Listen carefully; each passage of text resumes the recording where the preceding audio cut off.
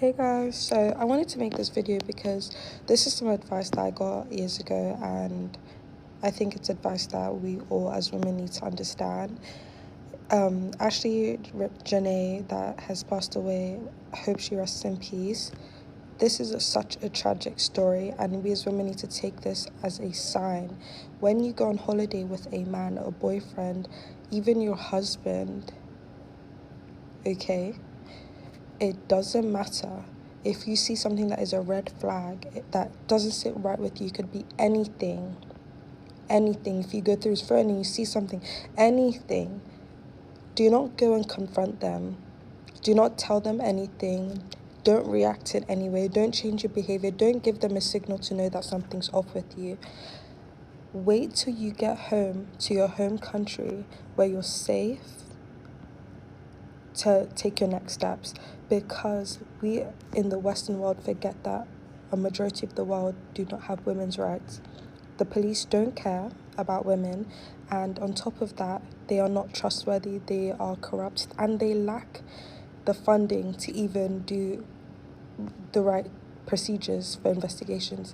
So it's really important that we understand that, you know, life is unexpected, and control the circumstances. I don't understand.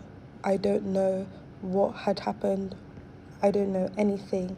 But this is just a thought to carry with yourselves, that if you're ever abroad and something happens, to, as much as it might hurt or is uncomfortable to hold it in.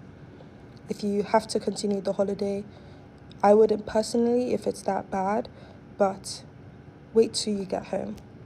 But I hope you guys have a good day. Bye. I watch a ton of true crime. I love to watch murder documentaries, and I've listened to more TikTok story times than I would have liked to. With all that being said, white men will go out of their way to murder their significant other. And that's not to say that other races of men don't murder their significant others, but it's the method by which they choose to do it. Like, for example, a black man will kill you on Facebook Live. If he gets mad enough and feels like you deserve it, he will catch you outside of a club and kill you in front of a ton of people in broad daylight and run off. With white men, the pattern I keep seeing is more calculated. It's planned, and it usually involves isolation. I keep seeing this storyline of Ashlee Robinson, who was a black social media lifestyle influencer, right? Who went to Zanzibar with her white fiance, recently engaged, to celebrate her 31st birthday. This man literally calls Ashlee's mother and tells her that he believes Ashlee did something to herself and that she is currently in the hospital. Upon further investigation, it's discovered that the two had got into a romantic conflict in which hotel staff had to separate them into different rooms within a 10-minute walk apart.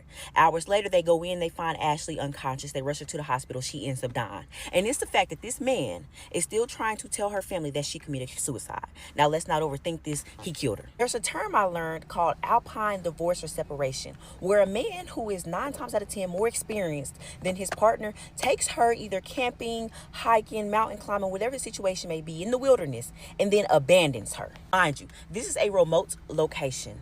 Little to no help, 9 times out of 10, no cell phone service. Fuck the anxiety and the fear that comes with being left alone in a situation like this, especially if you've never been in this type of environment, right? It gets so serious that a man could be criminally charged with negligent manslaughter for quite literally leaving his significant other for dead. Keep in mind, because I don't want y'all to think I'm just pulling this shit from my ass, right? The only reason I know about an alpine divorce or separation is because white women come on here every day telling their experiences about it. There's another story that I often think about of a white couple that go out of town to go scuba diving, right? The wife at the time, who's actually more experienced than her husband, ends up accidentally taking off her equipment and drowning. The husband comes home with little to no emotion about it. I just want to know if I'm the only one who's studying these patterns. Like, am I the only one? This shit needs to be studied.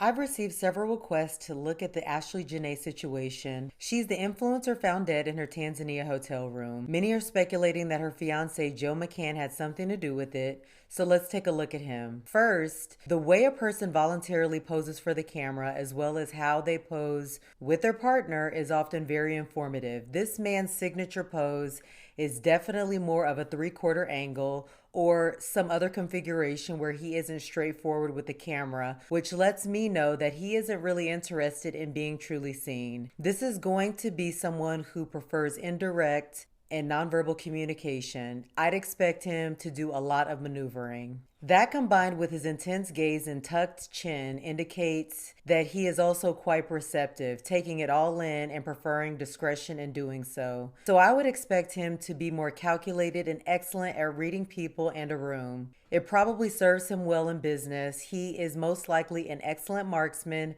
great at identifying his target in any context and hitting the mark. And this photo is quite interesting. I think it speaks for itself. He has quite a bit of darkness in all of his photos, but this was one of the more extreme ones. His disposition appears more neutral in his solo photos, whereas when he is with Ashlee, there is this darkness and interesting facial expression like a predator that is about to devour its prey. He also appears to be very high in pretty much every photo with her. Whereas you can typically tell a person is high on marijuana in the eye area, with uppers like white powder or Adderall, it is most obvious in the nose and mouth area. Almost like it opens up their nasal passage in many ways, and oftentimes their lips will be parted as well. He also has that hungry, thirsty look, which typically indicates that a man has an excessive amount of sexual energy and will most likely lack self-control in that department. But you could also consider it as an unsettled look, like they are on the hunt. Given the way he presents, the idea of him being responsible for her passing really isn't far-fetched. What I can see, but I can't really show you, is that this man appears to have many vices,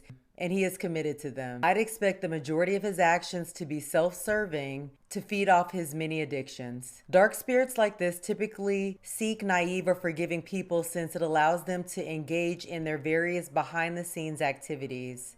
She looks pretty and kind, but inexperienced and naive. So she probably saw some signs of his true nature, but didn't necessarily know how to interpret them.